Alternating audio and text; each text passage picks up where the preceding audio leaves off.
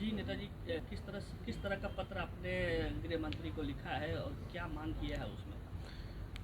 हमारे नेता आदरणीय राष्ट्रीय अध्यक्ष जी जो अखिलेश जी हैं, उनकी सुरक्षा को देखते हुए पूरे देश में जो भारतीय जनता पार्टी के सांप्रदायिक लोग हैं, जो उनके विषय में अभद्र टिप्पणी कर रहे हैं और जिस तरह की धमकियां उनको दे रहे हैं, उस संबंध में हमने गृह मंत्री को पत्र लिखा है कि उनकी सुरक्षा जो पहले एनएसजी थी, उनको एनएसजी की सुविधा मुहैया कराया जाए, सुरक्षा कराया जाए।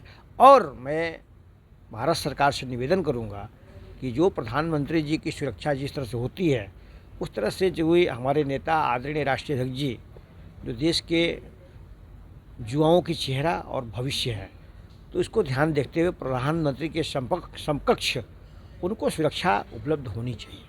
प्रधानमंत्री के तौर पर देख रहे हैं? बिल्कुल बिल्कुल भावी प्रधानमंत्री के तौर पे देख रहा हूँ मैं, और बनने वाले हैं, और उनका भविष्य जनता और किसानों के हित में है। इसलिए उनको सुरक्षा अभी से ही कवर करनी चाहिए सरकार को, क्योंकि वह नौजवानों की चेहरा हैं और देश के भविष्य है। उनको किससे खतरा है?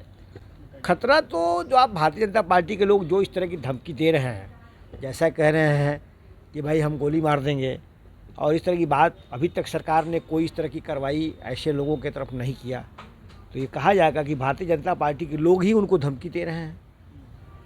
तो स्पष्ट दिख रहा है। भारतीय जनता पार्टी का वहाँ शासन काल है बंगाल में, और जिस तरह से घटनाएं हो रही हैं वक्त को लेकर के, जिस तरह से वहाँ विरोध और आगजनी और तमाम हिंसा हो रही है, क्या आपको नहीं लगता कि ममता बनर्जी वहाँ फेलियर है, सरकार वहाँ फेलियर है? बिल्कुल फेलियर नहीं है। भारतीय जनता पार्टी के लोग हवा दे रहे हैं, जैसे पूरे देश में सांप्रदायिक वातावरण फैलाने का, कि हवा दो ताकि हमारे को सत्ता मिल जाए, ज़मीनी हकीकत मिल जाए, लेकिन ऐसा कुछ भी नहीं है। वहाँ कोई हिंसा नहीं हो रही? कोई थोड़ा बहुत हिंसा कहाँ उत्तर प्रदेश में नहीं हो रही है? उत्तर प्रदेश में लोग नहीं कर रहे हैं, सांप्रदायिक वातावरण फैला रहे हैं, किसी को कुछ भी कह दे रहे हैं, कुछ नहीं हो रहा है।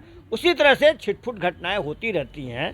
छोटी घटनाएं हो रही है और क्या, बहुत बड़ी घटनाएं नहीं हो रही हैं। और ममता जी को जो जनादेश मिला है, पहले भी मिला था, 19-20 में मिला था और 24 में मिला था। बिना हिंदुत्व के लोगों के वर्चस्व के चलते इतना बड़ा जनादेश किसी को नहीं मिलता है। सिर्फ भारतीय जनता पार्टी के लोग सांप्रदायिक वातावरण फैलाने के लिए, अफवाह फैलाने के लिए इस तरह की बात अफवाहें करते रहते हैं।